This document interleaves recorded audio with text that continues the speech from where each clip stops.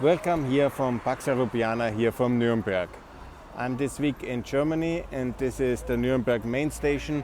It's a beautiful ancient town with a tragic history in the Third Reich. Many of you know about it. And it's also with a very good future at the moment in Western Germany. Now it has been in Western Germany, it was part of Free Germany. And it is now a very good city, rich, affluent. But it's a typical example of the egocentric German policy 2022. In the war of Ukraine, they do something for the Ukrainian refugees, that's of course good. But Germany in itself is failing Europe, it's failing Ukraine, it's failing NATO, and it's a big disappointment. Now we are at the beginning of September 2022. And Ukraine is undertaking this very important southern counteroffensive to liberate Kherson and Zaporizhia and Mariupol.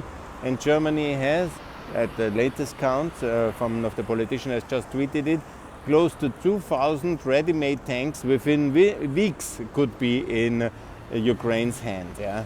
The names are all according to Fuchs and Marder, it doesn't matter, you know. The specificities, let's forget them. Yeah? But it's about 2,000 tanks which Germany, which is perfectly safe.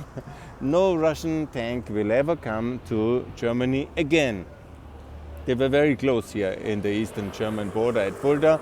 There was the danger until 1991, until the Soviet Union ultimately broke up and Central Europe became free and Germany became fully free and united, and it is a wonderful 30 years for Germany. But unfortunately, they are still driven by this ideological fear of Russia and by this kind of, you know, we were the bad guys, now we have to be very good to the Russians. And by the way, then they are sacrificing the Ukrainian freedom on this altar of their own guilt. Yeah? This is very unfortunate. It's only toppled by the Austrian and Hungarian and Serbian complicity with the Russian regime. That's a very specific, unbelievable, terrible thing which Austria, my home country, is doing basically nothing for Ukraine in this war, and that's it's toppled by Hungary, and the worst is Serbia. So there's always a more extreme example. But if Europe would have to rely on Germany in this war, it would be lost, and Ukraine would be lost, and Russia would win. It's only America and to some extent the United Kingdom on which you can really rely on. This is the lesson of the 2022 war. When you are in military threat and when you are attacked, America is your only friend in the world if you're part of a democracy, if you're part of the free world. So we cannot rely on Germany. Germany is, for many reasons, now anyhow Nord Stream 2 is over. That's very good. Now Nord Stream 1 seems to be over because Putin is not delivering. And I call on the Ukrainian authorities to stop also now fully all gas transit and put Germany on the cold turkey, put Germany out of Russian gas. And also let's not import any Russian uranium anymore, and let's stop all this Russian trade and tourism, travel and everything connected with this brutal regime. Let's stop that. Finish it once and for all. This is the best way forward. Yeah? So we have clarity on that front and we don't trade with Russia anymore. I called for that on the 5th of March already. And I'm not anti-Russian at all. Some accuse me for that. I'm not anti-Serbian. I'm just anti-genocide, anti this war of aggression and all these terrible things. And once we face these things like genocide, war of aggression, we have to militarily respond, because you cannot appeal with tweets against war. You must fight. You must supply Ukraine. If we are not ourselves ready to fight, there might be good reasons for that. I'm for military intervention as well of NATO. At least the EU training mission absolutely must be done. And of course, west of the Dnieper, a NATO mission, and also to save the airspace. Ukraine has anyhow won militarily most of the war already. Now the reconquest must be done, and then must be peace imposed. I'm unfortunately not in favor of the reconquest of Crimea and occupied Donbass, but everything which was at least Mariupol, some villages in Donbass, they are anyhow totally destroyed. It's not so important for me. Mariupol is the symbol of reconquest, of freedom. This must be liberated. Kherson must be liberated. The Zaporozhye Oblast completely.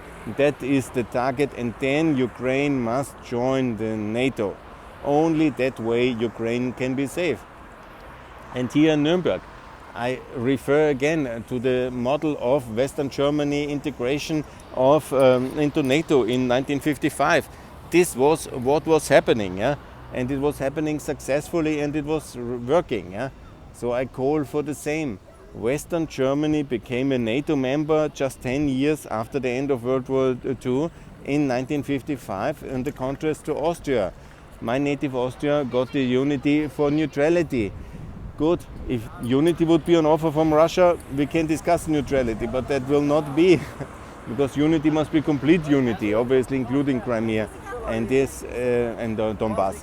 So ultimately the only way for peace is NATO membership on the German model. I say this now since many years, and seemingly I don't get any traction on it. It's very annoying. But the logic is the war is about NATO, so only inside NATO it can be sure and secure.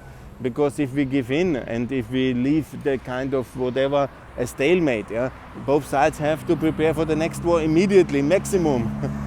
So it will be just a temporary truce. And we don't want the long war. And we don't want permanent war in Eastern Europe. We need to take responsibility as NATO together, not only America but also Germany.